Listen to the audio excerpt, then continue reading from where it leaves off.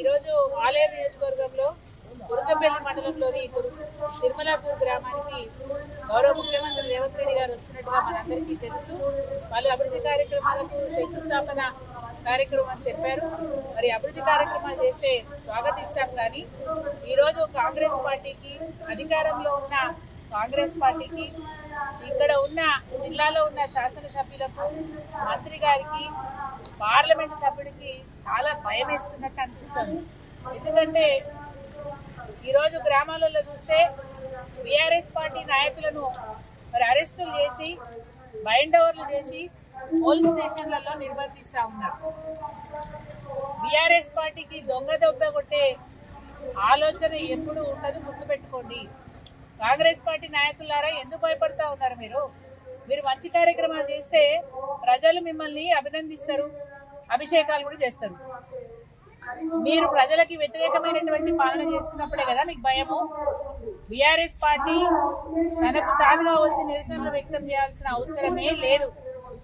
ఎందుకంటే మీ పాలన గురించి ప్రజలకు పూర్తిగా అవగాహన వచ్చింది. మీరు ఏ పార్టీ చేస్తున్నారో, ఎన్ని మోసాలు చేస్తున్నారో, ఎన్ని అబద్ధాలు ఆడుతున్నారో ప్రజలకు పూర్తిగా అవగాహన ఉంది. కాబట్టి బీఆర్ఎస్ పార్టీ మీకు వ్యతిరేకంగా నిరసన వ్యక్తం చేయాల్సిన అవసరమే లేదు. వస్తున్నారు, 4 అభివృద్ధి కార్యక్రమాలు చేస్తున్నాం అని చెప్పి శంకుస్థాపన చేస్తున్నారు. స్వాగతిస్తున్నాం, అభినందిస్తున్నాం. వాటిని పూర్తి చేసే ప్రయత్నం చేయడం కూడా మేము మిమ్మల్ని కోరుతా ఉన్నాం. కానీ ఈరోజు రేవంత్ రెడ్డి గారు గతంలో పెద్ద పెద్ద మాటలు మాట్లాడారు. ముఖ్యమంత్రి గారు, నేను భయపడను, ఎవరిని అరెస్ట్ చేసేది లేదు, ఎవరిని నిర్బంధం చేసేది లేదు, మేము ప్రజల్లోకి పోయి మాట్లాడతాము, ప్రజలలో సభలు పెడతాము, ఇక్కడ ఉన్న పరిస్థితులు మేము అవగతమయ్యేటట్టు చెప్తాము అని చెప్పి చాలా గొప్ప గొప్ప మాటలు మాట్లాడారు రేవంత్ రెడ్డి గారు. ఈరోజు కురుకపల్లి మండలానికి వస్తే జిల్లా వ్యాప్తంగా రామన్నపేట, చిట్యాల మండలాల్లో ఉన్న బీఆర్ఎస్ పార్టీ నాయకులను కూడా అరెస్ట్ చేసినారని చెప్పి మాకు తెలిసి వచ్చింది. ఇది మంచి పద్ధతి కాదు. కురుకపల్లి మండల నాయకులను, రాజపేట మండల నాయకులను అరెస్ట్ చేసి వలిగొండ పోలీస్ స్టేషన్ లో నిర్బంధించినారు. ఈ నిర్బంధాలు ఎందుకు అని అడుగుతున్నాం, దేనికి భయం మీకు అని అడుగుతా ఉన్నాం. ఇది మంచి పద్ధతి కాదు. పోలీసులు కూడా ఓవర్ యాక్షన్ చేస్తా ఉన్నారు. మీకెందుకంత అత్యుత్సాహం? మీరెందుకు మా పార్టీ నాయకులను అరెస్ట్ చేస్తా ఉన్నారు? మీరు ఎందుకు రెచ్చగొడతా ఉన్నారు? ఇది శాంతి భద్రతల మధ్య మంచిగా ఉన్న ప్రాంతం, ఎక్కడ కూడా అరాచకాలు జరగవు. మంచి ప్రాంతం ఈ ప్రాంతం. మీ అత్యుత్సాహం వల్ల, మీ ఓవర్ యాక్షన్ వల్ల, ఇక్కడ నాయకులను రెచ్చగొట్టడం వల్ల అనవసరంగా మనస్పర్ధలు పెరిగి ఇక్కడ శాంతి భద్రతలకు ఆటంకం జరిగే అవకాశం ఉన్నది.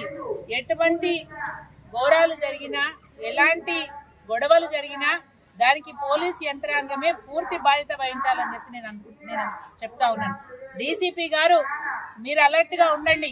ఈ ప్రాంతానికి కొత్తగా వచ్చినారు, ఈ ప్రాంతానికి సంబంధించిన విషయాలు తెలుసుకోండి, తెలిసి మలుచుకోండి, మెలగండి.